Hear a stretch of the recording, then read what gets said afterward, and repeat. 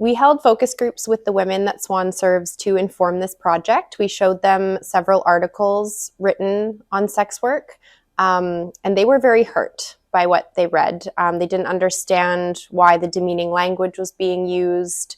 They pointed out lots of misconceptions and myths about their work. When we asked them, what do you think of journalists? They responded very positively. They see journalists as people who can give them a voice and help them fight for their rights. They're really disappointed and hurt by the journalism that is being produced, but they do think the world of journalists.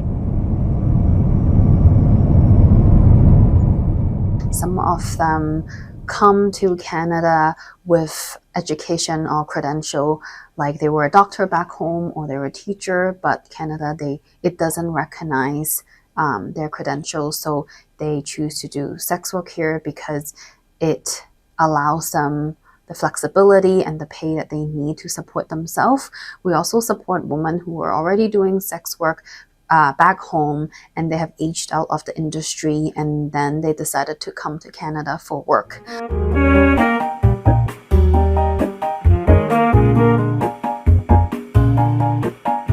Some groups say less than a kilometer from where you live today, someone's being trafficked.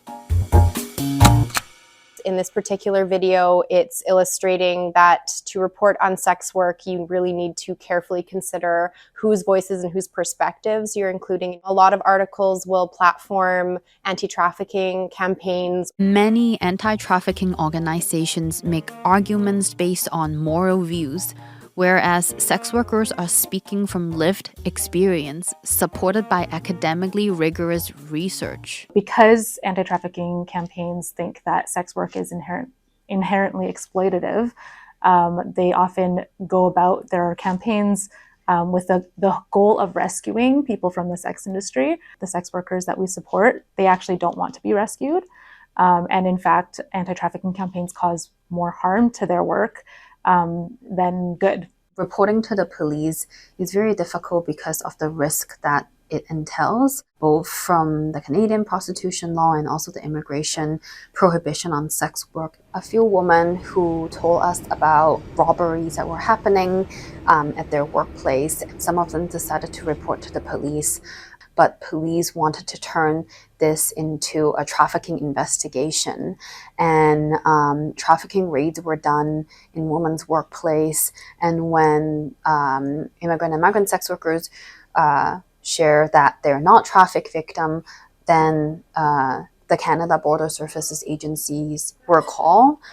At the end, nothing was done on robberies, but women who were victims of a crime were arrested, detained, and deported. The project is intended to provide tools for journalists to report more accurately and inclusively on sex work and to combat a lot of the misinformation that we see. If we can improve reporting on sex work, the hope is over time public opinion will improve, stigma will decrease, and eventually that will trickle down to our politicians, and we can work toward decriminalization of sex work that does not leave migrant workers behind. The government has even said in their report following the PASEPA review that they think that the government of Canada should be repealing the IRPR regulations. Unfortunately, that was over a year ago, and we still haven't seen any action. Like you and I, we are all making the best decision out of all the options that we have, and we believe that everyone deserves to be able to work safely in whatever industry that they're in.